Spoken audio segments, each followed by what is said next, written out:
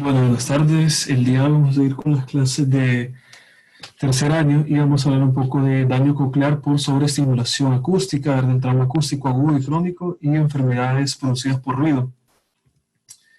Bueno, como introducción, ¿verdad? Podemos ver que estos fenómenos se deben más que todo a la intensidad desmesurada producida por sobreestimulación sobre el órgano de Corti. ¿Verdad? Dice la literatura también que es más adecuado, más correcto referirse a este fenómeno como hipoacusia o daño coclear por sobreestimulación que llamarlo daño auditivo por ruido, ¿verdad? Y tener en cuenta que no solamente se limita a un ambiente laboral. Hacen esta aclaración ellos porque, bueno, en esto llamarlo más que todo daño por sobreestimulación acústica, porque siendo un poco estrictos, ¿no? con las palabras, la diferencia entre ruido y sonido es algo puramente subjetivo, es algo más que tiene que ver con la psicoacústica, más que todo, pues porque no hay sonidos que para ciertas personas pueden ser desagradables, incluso ciertos tipos de música que los llevan a clasificar como ruido y para otras personas no lo son. Incluso esto, bueno, puede pasar con cualquiera de los sentidos, ¿no? Como el olfato, que es bien común, que a mucha gente le gusta, por ejemplo, la gasolina y a otra gente les parece muy desagradable, es algo así, algo totalmente subjetivo, ¿no? Y también tener en cuenta que estas enfermedades pueden llevar a la persona a tener una inestabilidad psíquica, ¿verdad? Y acarrear otros tipos de enfermedades que ahí se desprenden. ¿Verdad? Hablando ya sobre los trastornos por la sobreestimulación acústica, ¿verdad? Se pueden dividir en dos tipos. Uno que es lesiones otológicas producidas por la sobreestimulación y alteraciones o lesiones no otológicas. Dentro de las alteraciones otológicas, ¿verdad? Son aquellas que podemos decir el trauma acústico propiamente dicho, una lesión irreversible y la fatiga auditiva, que ya vamos a verlo un poco a detalle más adelante, que sí es reversible, ¿verdad? También la lesión otológica, esa sí se debe más que todo a patología laboral. Cuando hablamos de trauma acústico, ¿verdad? Como podemos ver ahí, son lesiones del oído tras exposiciones sonoras elevadas, generalmente única, y de duración corta, pero de intensidad muy alta. Entonces, eso se da más que todo cuando hay una sola exposición e intensidad extraordinaria, se habla puramente del trauma acústico por sí. Generalmente, y más que todo, se deben a explosiones, ¿no? Y tener en cuenta que lo importante de ese traumatismo es tanto la intensidad como el tiempo de exposición que va a tener el paciente. En Para, ese caso, Leo, de lo que mencionaba antes, uh, hay que tener en cuenta, por ejemplo, los militares, soldados, policías, que son una de las profesiones que están expuestos, aunque sea gas lacrimógeno que tiren, pero están expuestos a sí, estallidos frecuentes. Entonces, es un tipo de población especial que está expuesta a estallidos frecuentes.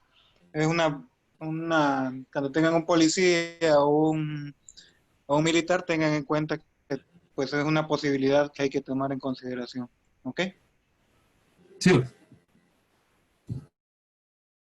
Bueno, entonces este trauma acústico ahora tiene dos componentes. El primero, que es la onda expansiva, que se dan más que lesiones fundamentalmente del oído medio, ¿verdad? Y estas se deben a cambios bruscos de la presión. Generalmente las lesiones que vamos a ver son roturas de la membrana timpánica, fracturas de la cruda del estribo o de plano una desarticulación total de la cadena osicular. Y esto lo podemos evaluar de forma objetiva con la impedanciometría, ¿no? Donde se va a ver el complejo osicular totalmente denso, o sea, la impedanciometría alta, ¿no? Recordando que la impedancia es solo la resistencia que el circuito va a brindar a la energía que se le aplica. Ahora también la onda expansiva, de las características de la onda expansiva, ¿no? Es que depende de la intensidad que tenga, eh, lograr el hundimiento de la platina del estribo. Y esto, a su vez, puede, eh, puede llevar a lesiones del oído interno, principalmente del sáculo, ¿no? Y recordando es la parte del oído interno que nos va a poder captar la aceleración más que todo vertical cuando estemos en bipedestación, ¿verdad? Y esto puede explicar el 5% más o menos de los trastornos vestibulares en los pacientes que sufren de trauma acústico. Y la segunda característica de este trauma acústico agudo, ¿verdad? Es la energía sonora que va a caracterizar al trauma o que va a tener el trauma, perdón, la fuente del trauma, ¿verdad? Y aquí se basa más que todo en la lesión del neuroepitelio del órgano del córtico, como dice aquí. ¿Verdad? En Lo la que diapositiva pasa, anterior, Leo, en la diapositiva anterior, el doctor Raúl Zelaya siempre nos explicaba siempre de los mecanismos por el cual se produce vértigo, sea en una otitis, sea por trauma acústico y todo, Ujú. es que se produce una presión negativa en el oído medio, ¿ok? O una presión por un tiempo fuerte o corto sobre la cadena osicular y eso va a crear va a enterrarle el estribo, por decirlo Ujú. así, más tiempo sobre la ventana oval y eso genera una presión negativa también, un grado de presión también en la perilinfa y endolinfa, lo que va a generar como trastornos auditivos también, trastornos vestibulares, solo por el hecho de, por ejemplo, en una otitis serosa que permanece mucho tiempo, y en el caso del trauma acústico por la severidad de la retracción que se produce en ese momento. Solo para que lo tengan en consideración. Sí. Bueno, y como les mencionaba, la energía sonora, al momento que se da esta lesión del neuroepitelio del órgano del corti, perdón, lo que pasa es que hay un desplazamiento de la membrana basilar. Ya esta se desgarra. Principalmente lo que pasa, ¿no, Pedro? Puede haber lesión a lo largo de los fascículos, incluso hasta llegar al ganglio de Corti. La pongo esta diapositiva no solo para explicarles que para que exista o para que el trauma acústico se deba a esta característica más que todo, se tienen que dar sonidos o fuentes de más de 180 decibeles. Y estos son principalmente explosiones nucleares, ¿no? De las bombas nucleares o explosiones, diseños de volcanes. La verdad, siempre se toma de ejemplo la explosión del volcán Krakatoa que se dio aproximadamente como 1800 algo, no sé, entre estas dos islas de Indonesia, ¿verdad? Es una pequeña isla que está ahí. Y dicen que el estallido logró escucharse hasta Australia, ¿verdad? Entonces, yo creo que la menor de las preocupaciones, si estamos próximos a cualquiera de estos dos fenómenos, va a ser el trauma auditivo que haya, ¿no? Porque sí se ocupa una fuerza devastadora que los va a matar, pues no va a haber no va a haber problema. Y aquí les pongo lo que les mencionaba, ¿no? Sobre las distintas fuentes de sonoras y la intensidad de decibeles que cada una de ellas tiene y que podemos ver, ¿verdad? Algo tan sencillo como el tráfico o entre las personas, las perforadas eléctricas tienen una intensidad muy alta de decibeles.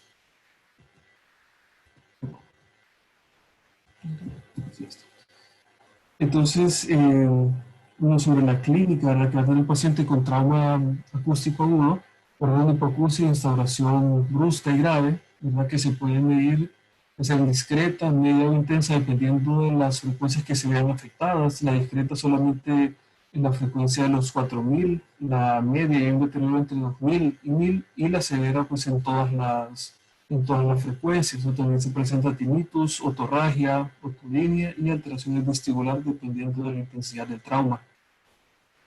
El tratamiento, pues principalmente Antes de evitar eso, la Leo, exposición. antes de Bien, eso, perdón que lo interrumpa, bien.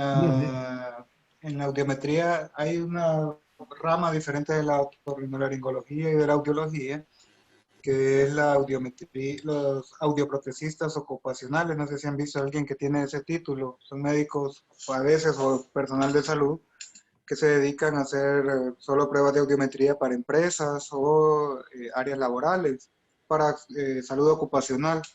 Entonces estas personas se caracterizan y una de las cosas que le enseñan a uno es que tiene que hacer siempre frecuencia de 3000 y 6000 y se mira más claro incluso cuando hay trauma acústico. A veces no solo es 4000 la que se afecta, sino que puede ser, dependiendo del tiempo de evolución del trauma acústico, la curva de la audiometría. Y casi siempre, si van a hacer audiometría más adelante, pues siempre revisen cuando hay sospecha de trauma, hacer frecuencia de 3000 y 6000, que son las que están cerquita, porque a veces me pasó a mí y lo aprendí, que algunos pacientes 4000 estaba bien, pero tenían la caída en 6000 y ahí se puede escapar un trauma acústico. ¿Ok? Sí. Bueno, sobre el tratamiento de este trauma, ¿no? Principalmente evitar la exposición a fuentes potenciales de traumatismos sonoros, ¿verdad? Prostaglandinas, corticosteroides y oxigenoterapia hiperbárica. De esto después con unos artículos se lo voy a ejemplificar un poco más. ¿Verdad? Y esta diapositiva ya hablando sobre traumatismo acústico crónico, ¿verdad? De eso, todas estas actividades que, bueno, ya lo realizamos, ¿no? Pues podemos ver que la legislación laboral en Europa, eso sí, está entre 80 y 85 decibeles, y lo importante de esto es, más que todo, ejemplificar el tiempo de exposición el tiempo de exposición a las fuentes sonoras, ¿no? Y bueno, como nos ha mencionado ya, que esa escala de decibeles es una escala logarítmica. Entonces, quiere decir que el doble de 80 decibeles no sería 180, sino que es 83, ¿verdad? Por lo que la exposición a 83 decibeles ya sería solamente la exposición permitida antes de que haya daño, sería solo de 4 horas. Y lo interesante es eso, ¿no? Que algo tan, pues algo que se da cotidiano, por así decirlo, ¿no? Como usar dispositivos personales o ir a bares incluso, ya la exposición antes de que haya daño es solamente de 4 minutos, ¿ya? Y ya en bares, discotecas y eso, la exposición antes de daño es solamente de 1 minuto. O sea, imagínense cuánto daño vamos acarreando a lo largo de la vida, no solamente por usar dispositivos personales. Y es sobre a tener en mente, hablando sobre ya el traumatismo auditivo crónico, ¿no? Están esos 4 factores. El umbral auditivo, ¿no? Que es la mínima energía para percibir un sonido de 0 decibeles, o la medida que más se usa, o la que se encuentra a veces en la literatura también son los micropascales, en este caso serían de 20, pero es lo mismo que decir 0 decibeles. La adaptación auditiva, que es un proceso fisiológico, ¿no? Que es la elevación subjetiva, en este caso subjetiva, del umbral auditivo durante la estimulación mantenida por un ruido. La fatiga auditiva, ¿no? Que es consecuencia de la sobreestimulación sonora, y hay una elevación subjetiva y en este caso objetiva ya al pasar del tiempo. Lo único que en este caso, como solo es fatiga, tras pasados minutos o horas, el umbral vuelve a la normalidad. Y ya pues el trauma acústico, donde las lesiones a la cóclea son de a nivel histológico y son irreversibles. ¿Verdad? Y para entender la etiopatogenia del trauma auditivo crónico hay que verlo de 3 puntos de vista diferentes: el individuo, la fuente sonora o el ruido, y el entorno en el que este individuo está cuando es víctima del trauma. Entonces, hablando sobre el individuo, lo primero que hay que hacerle cuando se quiere evaluar un trauma acústico, o lo que clásicamente se hacía, mejor dicho, es el test o la prueba de Pacer, ¿verdad? Que esta prueba lo que trata de medir es la fatigabilidad o la fatiga auditiva, y evalúa la vía aérea, ¿verdad? Y consiste en que el paciente se le va a estimular en la frecuencia de 1000 a 100 decibeles durante 3 minutos. Después el paciente se deja reposar 15 segundos y se vuelve a estimular. Entonces la pérdida que este paciente o mejor dicho, el desplazamiento que los decibeles van a sufrir, lo aceptado es de 0 a 5, pero lo normal ya es 5 a 10, o sea, esto quiere decir que el paciente para fatigarse va a tener que usar de 105 a 110 decibeles, ya es sospechoso de una fatiga, y cuando el desplazamiento es mayor de 10 decibeles, pues ya el diagnóstico de que se trata de una audición fatigada, ¿no? Una vez habiendo hecho el test de Pacer, ¿verdad? Hay que tener en cuenta los genes, y cuando hablamos de genes, hay que ver si esta persona o este individuo tiene cierta predisposición a la hipoacusia neurosensorial, ¿verdad? Porque lo hace más vulnerable a un trauma acústico. De igual forma, ya hacer un estudio más detallado, ¿no? Ver si esta persona tiene alteraciones en los genes que manejan ¿cómo se llama? ¿Cómo es esto? Manejan los reguladores del oxígeno reactivo, ya que pueden influir de cierta manera en la vulnerabilidad de la cóclea. Bueno, sobre el grupo sanguíneo, un estudio que se realizó que vio que ciertas personas exactamente el grupo O eran más susceptibles. Con relación a la edad, no hay el ser joven no lo protege y el ser ya una persona de tercera edad no lo predispone tampoco a entrar en un suicidio crónico. El hecho de la animatización de la mastoides, ¿no? Por todo el procesamiento del sonido y la acústica en sí del oído medio. Y las fotopatías preexistentes, hay dos pensamientos, ¿no? Hay unas personas que piensan que por el hecho de tener una ocupación de la caja media, sea por un colesterol, quizás lo más común, ¿verdad? Hay cierto factor protector a un trauma acústico, y otras personas que piensan que el hecho de tener un colesterol, la infección, ¿no? Eh, ya existe cierto daño en la vida interna por las toxinas y pues, las toxinas bacterianas que puedan haber, y eso lo hace más susceptible. Entonces, eh, esos dos pensamientos se tienen, ¿verdad? Y el sexo también, hay estudios que muestran que las mujeres se adaptan mejor a la exposición posterior al ruido, puestos en igual condiciones, ¿verdad? El mismo estímulo al hombre, sí responden mejor las mujeres a la adaptación posterior al ruido. Y pues las carencias nutricionales, principalmente de magnesio, si no me equivoco. Entonces, hablando propiamente ya pasando al sonido, ¿no? Eh, ya depende de la intensidad sonora, el tiempo de exposición, como les dije, el tiempo es lo principal. Como pudieron ver en la gráfica, no se trata de la intensidad, sino del tiempo de exposición que que puede pasar de horas permitidas a segundos, ¿no? El ritmo de la presentación del ruido y la frecuencia, ¿no? El ritmo ¿no? que puede ser fluctuante, puede ser intermitente o impulsivo, ¿ya? Y esto pues puesto a igual intensidad, frecuencia y tiempo, es más dañino para una persona los ruidos intermitentes que los ruidos continuos.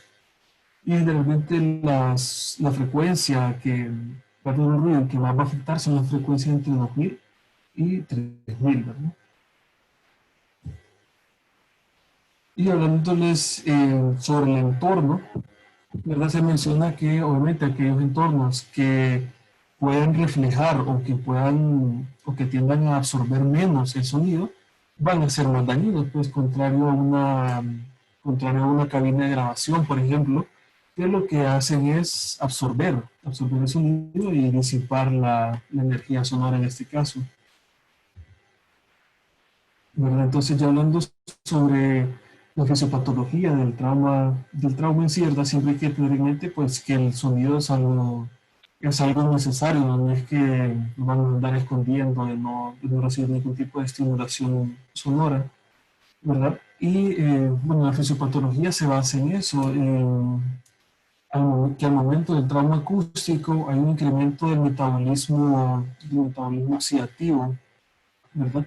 Y esto lo que provoca es que aumente el metabolismo de oxígeno, aumente el consumo del mismo y aumenten los radicales libres, ¿sí? Por eso la terapia con oxígeno hiperbárico para tratar de disminuir estos radicales, ¿no? También se propicia una atmósfera de hipoxia y gaseosa relativa, lo que lleva a que haya menor aprovechamiento y producción del ATP, ya en definitiva un daño de la mitocondria, que es bueno, que es el principal organelo que depende de la célula para producir su energía, ¿no?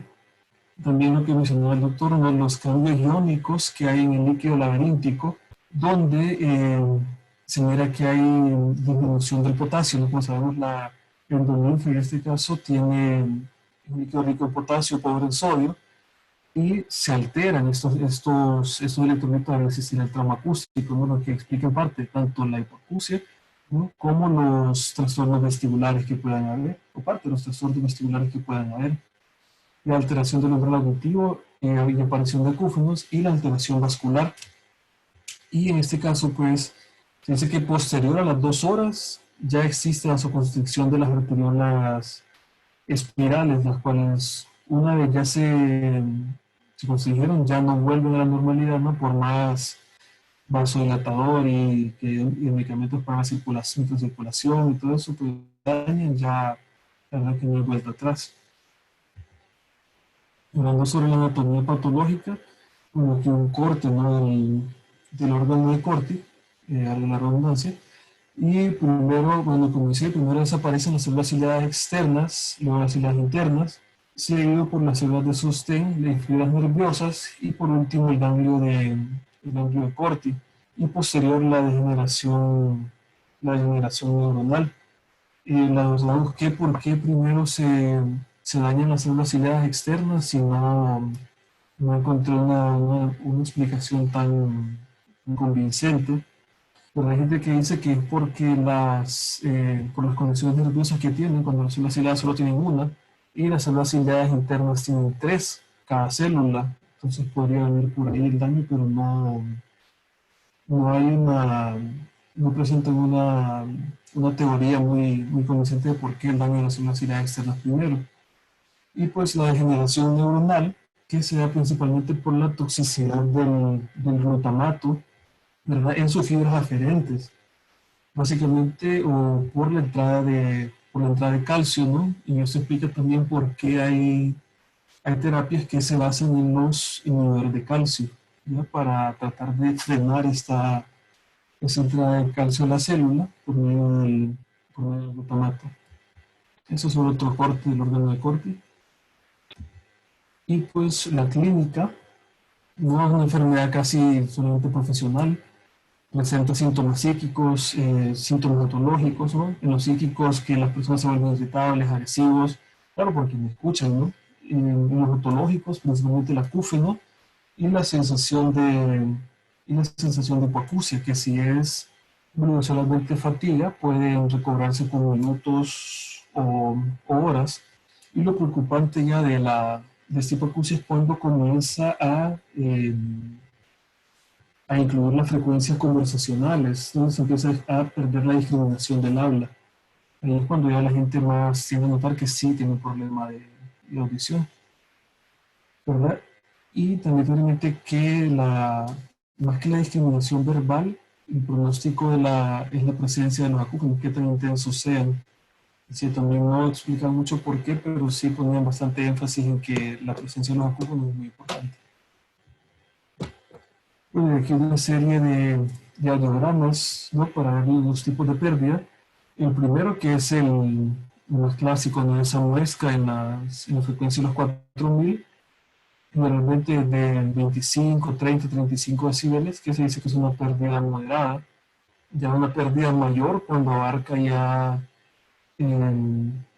cuando los 4000 llegan a 50, entre 50 y 60, una pérdida más importante ya al tercer grado, ¿sí? Cuando ya hay pérdida entre 1000 y 4000, y la pérdida severa, pues cuando hay una pérdida total en todas las frecuencias. Esa gráfica, Leo, también puede ser una evolución en el tiempo. No solo es el cómo va a encontrar a cada paciente. La primera imagen, la de arriba a la izquierda, es cómo va a encontrar un paciente que recién empieza con trauma acústico. Se ven empleados que están expuestos a ruidos fuertes, sea no solo como les dije militares, también en este caso este tipo de gráficas se encuentra más que todo en personas que están expuestas por mucho tiempo a ruido de motores, pueden ser motoristas, eh, encargados de operar maquinaria. Entonces, la gráfica de arriba a la izquierda es lo primero que van a encontrar, el primer signo de trauma. Y como le dije, ahí en esa audiometría solo hicieron 2000, 4000 y 8000. Sí. Entonces, le falta la de 3000 y la de 6000, que es obligatorio hacerla en este tipo de pacientes. Y ya de la derecha arriba también vemos que ya empiezan a baja la de 8000 y baja también la de 2000, que son las que están cerquitas. También probablemente van a estar más abajo 3000 y 6000, a veces en un punto más bajo que 4000.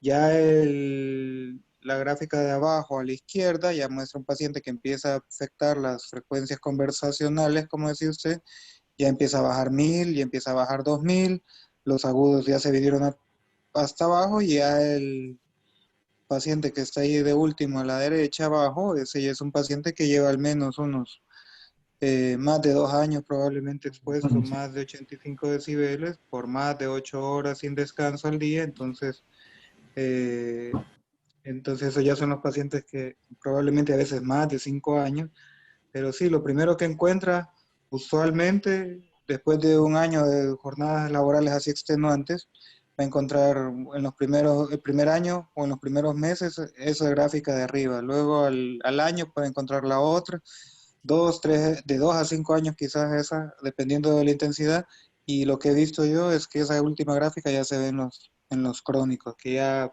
tristemente hay que recetarles auxiliares auditivos. Ujú. Ujú.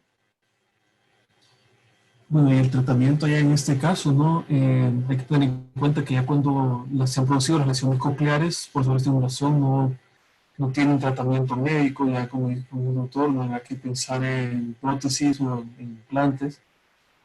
Eh, Únicamente ante un traumatismo acústico agudo, ¿verdad? Si se actúa inmediatamente, les voy a mostrar un par de artículos después. Y pues la prevención, se ha hablado de el magnesio oral, ¿no? Que parece no influir, la verdad, mucho en la sobreestimulación acústica, ¿no? El alopurinol también como bloqueador de radicales libres, el diltiazem, como les mencionaba, un antagonista de las canales de calcio, para evitar que entren a la célula y causen muerte axonal o neuronal, el oxígeno hiperbárico y quizás lo que nos utilizamos nosotros, ¿no? Los esteroides, que se ha visto que lo que hacen sí la dexametasona es disminuir el número de células ciliadas externas a una respuesta dosis dependiente. Y principalmente, ¿verdad? No hay más que la prevención, como les dije, como les mencionaba, ¿no? Incluso en un lugar tan cotidiano como un café, podemos estar recibiendo un trauma acústico a repetición en esas licuadoras y no nos damos cuenta. Y en las alteraciones, pues, no auditivas producidas por el ruido, ¿no? Son alteraciones generalmente por estrés, que se reflejan como estrés, trastornos psíquicos, psiquiátricos, ¿no? Perturbación del sueño, trastornos de la fonación, como la gente escucha menos, piensa que es necesario evitar más porque no se escuchan, entonces terminan traumatizando las cuerdas vocales ya a largo plazo. Y pues el vértigo, ¿no? También como miramos, el trauma sonoro es capaz de desencadenar hidros endolinfáticos y llevar a trastornos vestibulares que se son más que todo que dependen de la transmisión ósea en este caso. Bueno, eso sobre la teoría, ¿no? Ahora les voy a presentar un par de casos. Este, como pueden ver, un trauma acústico agudo en el feto. Ya habla sobre una paciente que hace 14 años, perdón, se expuso a una explosión muy fuerte, ¿verdad? A las 27 semanas de gestación, aproximadamente a 200 metros del estallido, ¿no? Y a tiempo después, cuando nace el niño y todo, miran que no escucha nada, que no pone atención en la escuela, que tiene trastornos auditivos, ¿verdad? Y empiezan a estudiar al niño en este caso, y estas son la audiometría, la de arriba, ¿no? Donde se observa la pérdida importante, más que todo en 44.000 y 6.000 parecía, ¿no? Y se las 6 y también 8, perdón, 6.000 y entre ocho 6 y mil 8, sí. Sí, donde se mira la pérdida del oído izquierdo significativa, y también es la audiometría, donde se mira que el oído derecho tiene mayor discriminación de las palabras, ¿no? Esa es una loba audiometría. Sí, la de abajo. Ujú. Ahí lo que le dice, por ejemplo, es, si siguen la gráfica, abajo dice 10, 20 y a la izquierda es perdón, lo de abajo son los Decibeles. decibeles y arriba es el porcentaje de discriminación de palabras. Entonces ahí escucha el 100% de las palabras en el oído derecho hasta los 45 decibeles. En cambio, en el oído izquierdo las escucha hasta 60 decibeles. sí está comprometido de parte de la discriminación.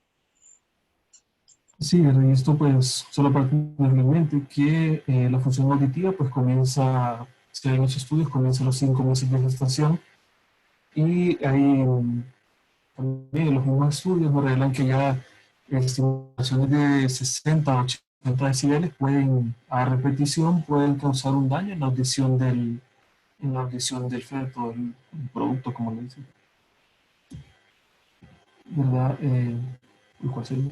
Bueno, esto les era para explicarles más que todo esta es la distribución, organización monotópica de la membrana basilar, ¿no? Eh, donde podemos ver cómo se alinean las diferentes frecuencias en la cóclea, ¿verdad? De la punta hasta la base. Y eso también puede, en cierta manera, explicar el por qué se dañan las células ciliadas externas primero, ¿no? Teniendo en cuenta de que la cóclea tiene, ciertos autores dicen, le llaman filtros, por así decirlo, donde el primero es la membrana basilar, ¿no? Después se habla de un segundo filtro, donde está principalmente la célula ciliada externa, la célula ciliada y la membrana basilar, y el tercer filtro ya son las células ciliadas internas. Entonces, solo para tenerlo en mente, ¿no? De donde se discriminan las frecuencias altas y las frecuencias altas, perdón, y las frecuencias bajas.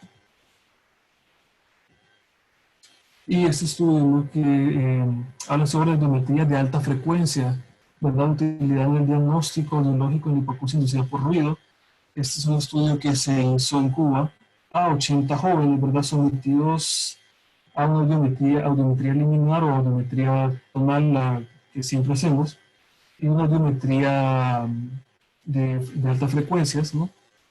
Y se vio que solo y se vio, bueno, en primera instancia, ¿no? Que todos los jóvenes tenían en teoría una audición normal cuando cuando se les realizaba la audiometría tonal, ¿verdad? Los jóvenes, así como les está mencionando, que usan sus audífonos a diario, que van a una discoteca, ¿verdad? Jóvenes entre 18 y 16 y 20 años, me parece que era el estudio, pero una vez ya se realiza la audiometría de alta frecuencia, ¿no? La audiometría de alta frecuencia, anteriormente, que es aquella audiometría que evalúa de los 8.000 a los 20.000 hercios, se miró eso, ¿no? Que todos los participantes tenían ya daño en estas frecuencias. Y si es cierto, no les va a afectar en su vida diaria a esta edad, pero se ha visto, ¿no? Que cuando existe este daño ya en la audiometría de alta frecuencia, el paciente es muy propenso a la vulnerabilidad al ruido, a presbicusia y a una hipoacusia neurosensorial temprana, ¿verdad? Entonces, lo que dice el doctor, que no solamente porque esté el audiograma por la audiometría tonal normal, es que el paciente no tiene un daño auditivo. Bueno, y este otro, ¿verdad? Que habla sobre la terapéutica de emergencia, perdón, terapéutica de emergencia en la intervención contra trauma acústico, ¿verdad? Y lo que les quería mostrar del estudio en sí es esto, el uso de los esteroides que se hizo en 52 sujetos. La verdad que ellos toman en cuenta una barbaridad de medicamentos, pero no concluyen en ninguno, solo en este de la prednisona, donde ellos dicen, ¿verdad? Que aquellos pacientes que hayan sido eh, tratados con un día de retraso, ¿verdad? Perdón, en las primeras horas, tienen una recuperación aproximadamente del 69% en las primeras horas del trauma. Pero ya si se tarda ya incluso dentro de las primeras, o al cumplir las 24 horas, ya el rango de recuperación de la audición que tuvieron estos 52 sujetos fue solamente del 13%, ¿no? Y es gente que se trató al día, no a los 2, 3 días, una semana como nos llegan a nosotros, ¿no? Y esto pues solo los daños, ¿no? que produce el ruido en la cóclea. Y esta es una micrografía donde se puede ver, ¿no? Cómo está lo que les mostraba en la imagen, lo que les decía, ¿no? Que primero se daña la base. Aquí podemos ver las tres hileras que siempre encontramos, son las hileras externas, ¿verdad? Totalmente barridas, ya la espira media, ¿no? Y el ápex, ya se pueden ver los diferentes cambios que podemos observar en la córnea.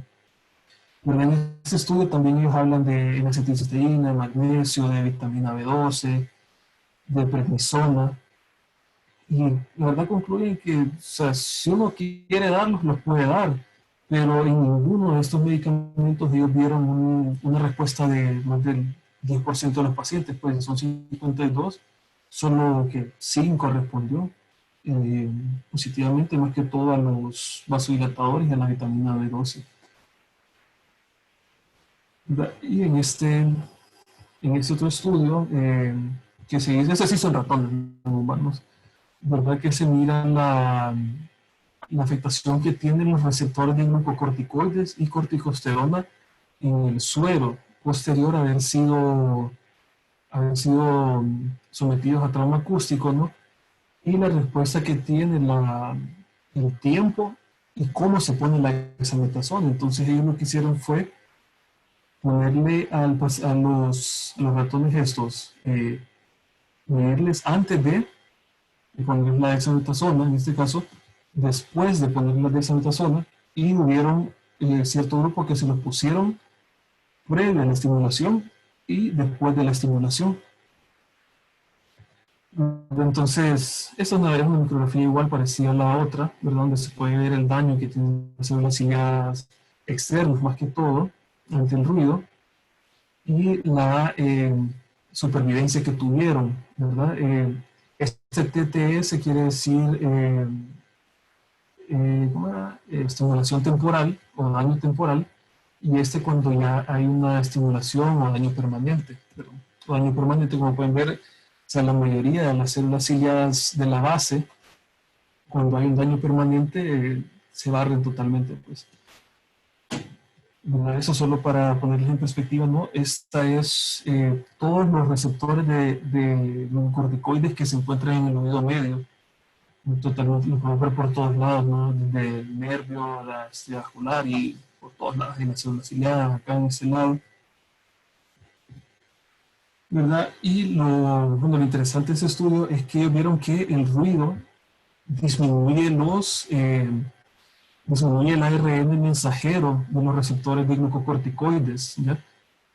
Entonces, quiere decir que solo por ese hecho ya estamos predispuestos a responder menos a los glucocorticoides, ¿verdad? Entonces, lo comparan de 1 a 3 días, cuando aquí lo que quiero principalmente es que a los que se les puso el esteroide antes de y después de someterse a un estrés temporal, fueron más constantes, ¿ya? Fueron más constantes, y eso ya se lo voy a explicar o qué importancia tiene, ¿no?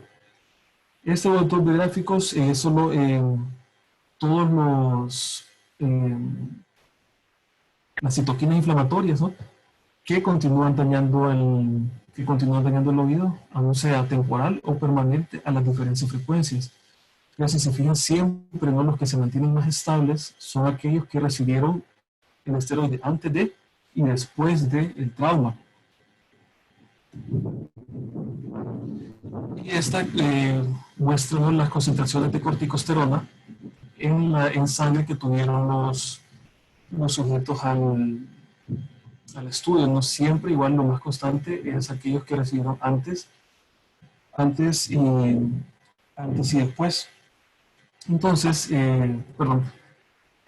sí, en definitiva, el estudio es un poco bien experimental, la verdad, porque ellos concluyen en que lo mejor para prevenir trauma acústico desde el punto de vista de impedir que disminuyan los receptores de glucocorticoides, disminuir las concentraciones de corticosterona sérica, o sea, endógeno, ¿no? Porque eso a la vez lleva a una retroalimentación negativa que va a disminuir todavía más los receptores de glucocorticoides, es poner la dexametasona antes del trauma, ¿ya? Porque la dexametasona curiosamente tiene más afinidad a los receptores que los corticoides endógenos. No sé por qué, la verdad hay algo de bioquímica, no les voy a explicar por qué es más afín a los receptores. Y dicen ellos, entonces, en qué pacientes o en qué sujetos o cómo podemos trasladar eso a los humanos. Y es lo que decía el doctor, ¿no? Aquellos que van a estar sometidos a trauma constante. ¿Quiénes? Los soldados, ¿no? Los soldados que pasan en estos países en guerra, o aquellos operarios de maquinaria pesada, ya como maneras de seguros, qué sé yo, pero no dejan un hueco ellos que no explican cuánto tiempo o a qué dosis va a ser este esteroide pre-exposición al ruido protector. Pero solo me pareció interesante eso, ¿no? Que la aplicación del esteroide pre y post estimulación acústica. Eso sobre ese estudio. Y les traía la verdad que es una curiosidad, no sé si alguien ha escuchado de esto, del Neuralink, que han escuchado, ¿no? Porque si no, no les cuento. No me suena. Parece Bueno, un entonces, implante de tallo, parece, o algo así. es bien parecida la idea, ¿no? Entonces, es un genio, la verdad, Elon Musk, ¿verdad? El que inventó PayPal y Tesla y todas esas compañías, ha desarrollado este nuevo dispositivo. No lo han probado en humanos todavía, ¿no? Pero lo que hace, ¿no? Es un implante que se pone en el cráneo y tiene unos alambritos, como los pueden ver acá. Y lo que pueden hacer es como hacer un puente, ¿ya? Entre dos partes del cerebro que no estén funcionando. Se puede, obviamente tiene muchas aplicaciones, ¿no? De personas con derrame, con afasias, no sé, lo que quieran, ¿verdad? Y también tiene aplicaciones ya al momento de la audición, porque como les mencionaba, estos traumas acústicos, se ha visto que aparte de dañar el órgano corti, lo que hacen es que le quitan las aferencias al mismo, ¿ya? Entonces con esto sería capaz solo de conectar el órgano directamente con la corteza auditiva y saltarse ese paso del nervio, de las neuronas, de las células ciliadas y poner directamente el receptor ahí.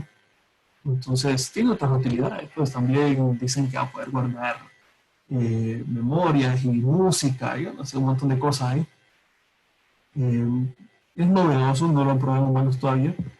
¿Cuánto va a costar? No sé, porque si un implante coclear cuesta como $20,000, no sé cuánto va a costar esto, la verdad. Pero ahí está el futuro. Solamente eso.